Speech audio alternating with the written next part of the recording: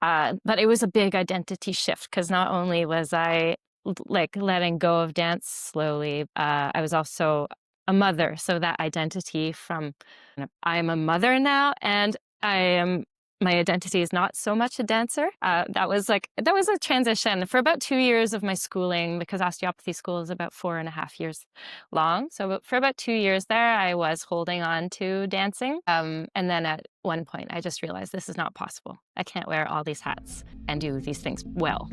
Welcome to Recast and Rise, the podcast for performers and creatives ready to explore what's next. You'll hear inspiring stories of artists who reinvented themselves and found new careers after the stage. Let's recast and rise. All right, Emily, I'm so excited to have you on the podcast today. You were and you are still a dancer. Now you are an osteopath. I want to hear all about your career transition and all that world. But first, tell us all about you and your background as a dancer. Okay. Well, you and I met when we were in contemporary dance school in Montreal in 2005. We both graduated at that moment.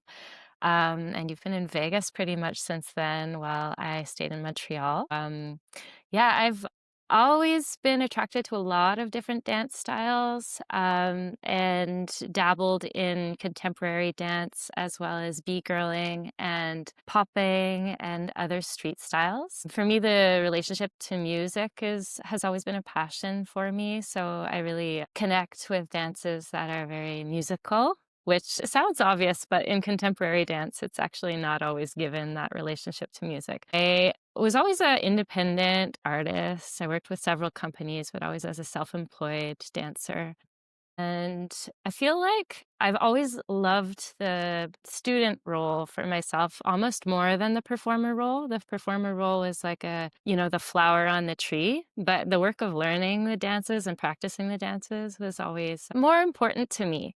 And I think maybe for that reason, it felt accessible to make a transition at some point in my career because I had been introduced to osteopathy back when we were in contemporary dance school. We had this amazing teacher, Paul Wagner, who had just become an osteopath. And I think he inspired a lot of us with his knowledge of anatomy, and he would treat us even before dance school. And I just really benefited from those treatments and felt like that was something I wanted to understand at some point in my life. So it had always been like in my mind for 20 years that this was something that I wanted to pursue eventually in my wiser version of myself, maybe. I love that. And it's not related to career, but isn't it so amazing how teachers really impact who we become or where we want to go? And we don't really realize maybe in the moment when we meet them or when we encounter like that, when they cross our path. But wow, teachers can make such a difference. And it seems like that's what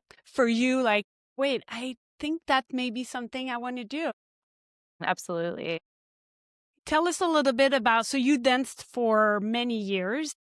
And Mhm. then what kind of, and I'm sure we'll discuss all the different chapter, but you've danced for many years, and then one day you had to pull the plug in a way, and like, okay, I'm starting this osteopath path, Mhm. the program.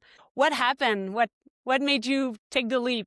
Well, there was a lot of transitioning going on in my life at the time. I had a baby in 2019, and then, as we all know, in 2020, the world changed. So COVID happened. Yeah. So I had this 8-month-old baby at the time, and about 5 years prior to that, I would say that my major outlet for dance was my project with my husband, who's a musician. So we were touring together for about 5 years.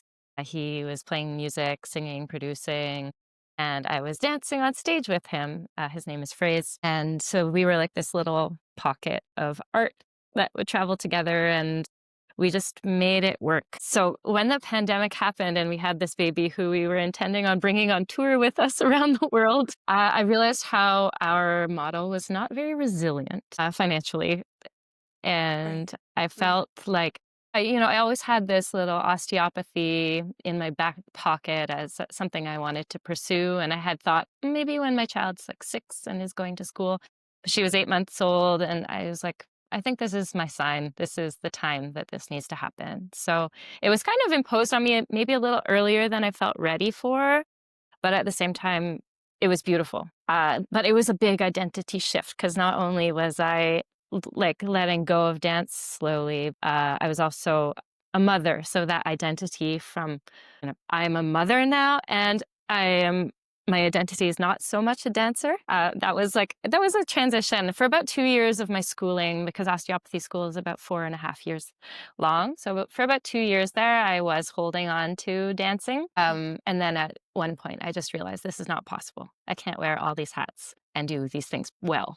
I was starting to, Yeah. go to shows, but not really having practiced enough or, just feeling like, okay, I'm not training enough to do this, or I want to be there more for my daughter, or I want to be studying more. So there's just not enough time in the day. Yeah, it sounds like you had to look at all the things that you love and okay, something's got to give.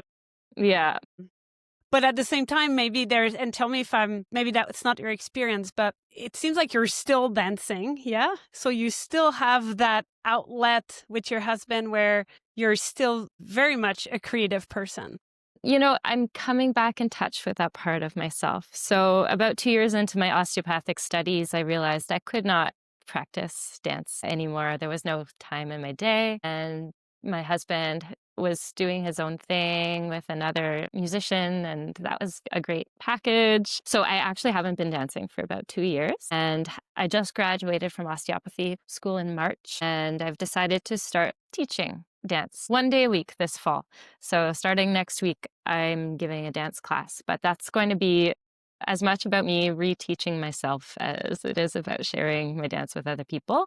And I'm just Yeah. kind of starting to get back in touch with that part of myself, knowing it's not going to take up as much space as it did in the past. But I had an interesting opportunity in Canada. We have the Dancer Resource and Transition Center who funds dancers in transition. I feel like they'd be very interested in your podcast, probably. Yes. So I was lucky enough to get some funding through them during my studies, but you have to sign a document saying, I am no longer a performing artist if you want to receive the funding. So when I signed that document, that was a hard decision to make. And I mean, I could still perform, I just cannot receive money for performing. Yes. Yeah. Yes. So, it was a bit of a hard decision to make, but ultimately it really like affirms the decision to transition and take your new career seriously. Yeah, so that's my relationship to dance now, where I'm doing it for myself, I'm doing it to share, and that's all I need from it at the moment. Yes, yeah. I love that you talked about your identity and not only as a dancer, but as a mother and then a wife. And then you just relocated as well to a complete different life. So a lot of changes. Mhm. So do you feel like you're on the right path? You're obviously just graduated, so Yeah, congratulations. thank you. Um, how's um how's that new career for you? How is it going? It's so beautiful. I really appreciate, I guess, the intimacy of the contact with my patients. And just I felt like for 4 years, I was transforming my brain. You're laying down this knowledge and this new web of information. And at first, you're making like a kind of a matrix, I guess, or like a spider web. And then, like, slowly you're adding to that matrix and you're kind of connecting with your past experiences. And now to have that matrix of knowledge and to be interfacing with patients is just, it's so beautiful. It's an investment that I'm really happy I made. That's But great. I love that. yeah, we relocated so I was living in Montreal, and we've now relocated to the woods in Nelson, British Columbia, which I is in the can see. mountains. Yeah, you It's can kind of see the beautiful. mountains. Oh, wow. It's quite smoky right now because of forest fires. But yeah, I Yes. think osteopathy is the study of nature, really. It's science and nature. And for me, there was something in my heart that really needed to be more in touch with nature. And I felt like this practice would allow me to live that and live here.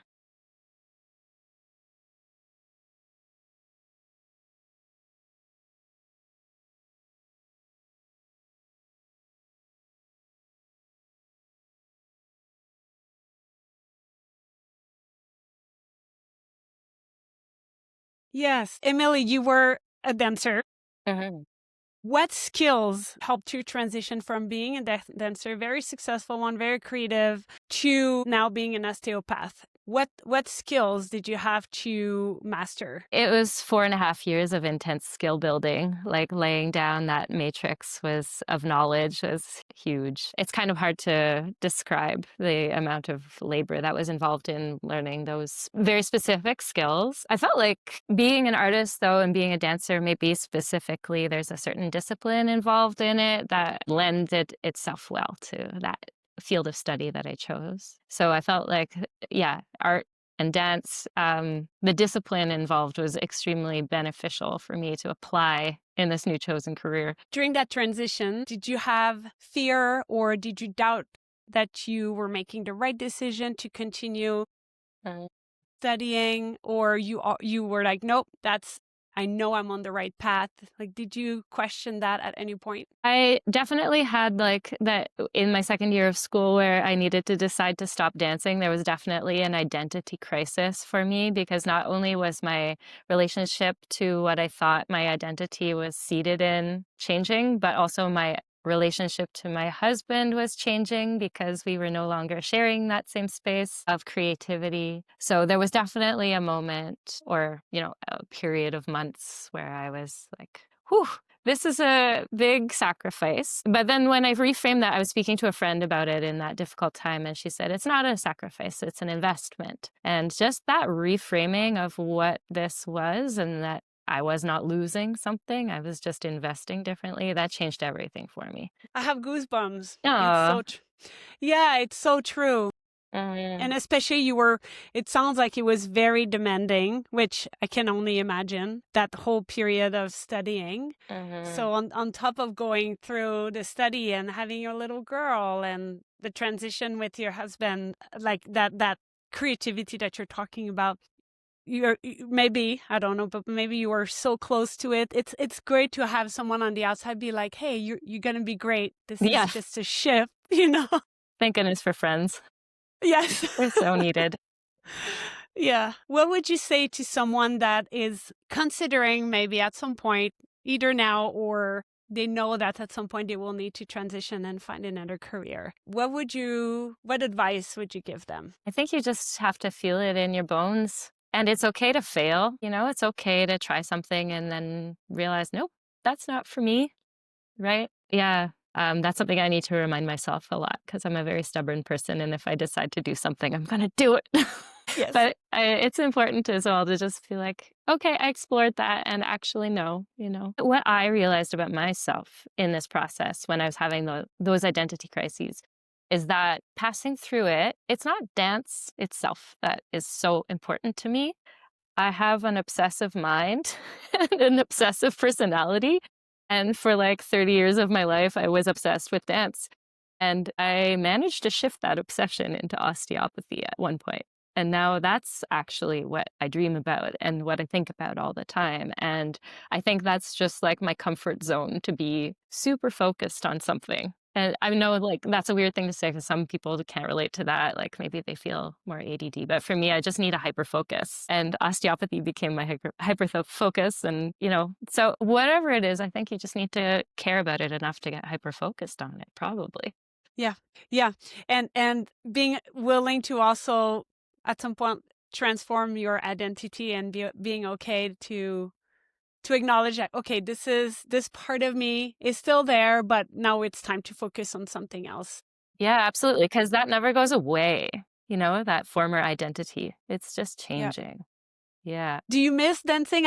And I love that you're slowly making your way back by teaching, and maybe that's going to be it. Maybe that's your entry back into dance. But are you seeing yourself continuing, like, or going back into doing a project with your husband, or no? Yeah. I mean, I think I miss the community feeling and the joy. Yeah. Yeah.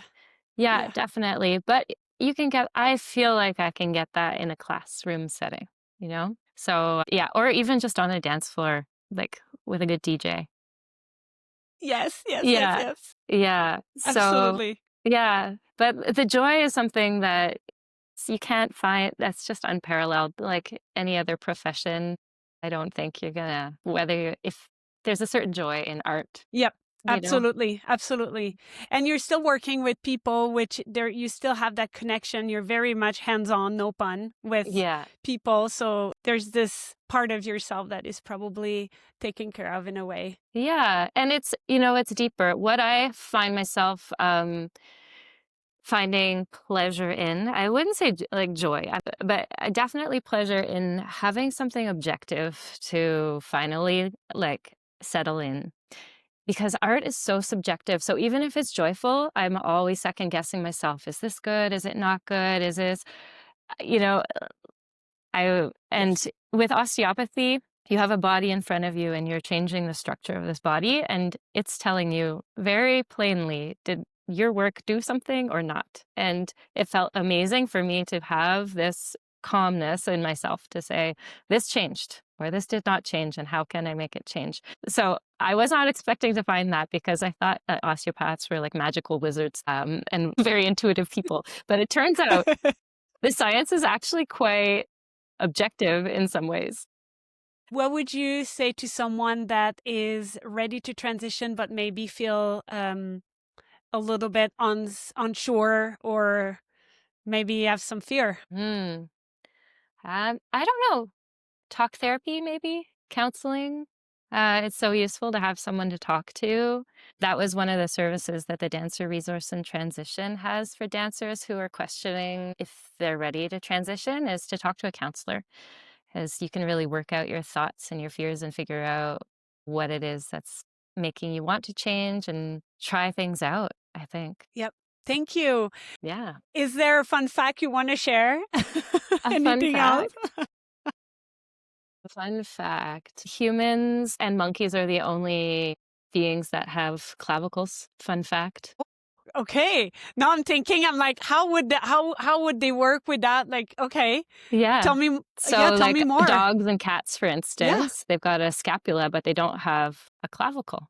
There's nothing tying it down to their frame, their internal frame. So, something that makes us unique as humans is that we have collarbones that attach to our sternum. So, we can do things with our arms in vertical positions. This explains why I want to take my, like I give a hug to my dog and I'm like, oh, and then I just pick him up. I'm like, come here. And he's like, now it's full circle. Now it makes sense. I get it. Yeah, it's just a bunch of muscle holding those arms on your dog, those front legs. That's so funny. Yeah, there were so many fun facts that I figured out or I learned during the human body that I wanted to broadcast to the world, but that's one of them. I bet. I Yeah. bet. Yeah. What a fun trend, like career transition. I'm very difficult. I mean, kudos to you. 4.5 years. Yeah. Yeah. Yeah. Thank you. I followed you through your journey when you were, sharing that you were doing this, and wow, Thank something you. else. And Yeah. you too, it's so beautiful to see all of the creation that you are expressing and all the paths that you're exploring throughout your life. Thank you for listening. If today's story made a difference, share it with a fellow artist and creative friend. Be sure to subscribe to this podcast and follow me on my socials for tips and tricks to navigate your career change. Until next time, I will see you in the next episode.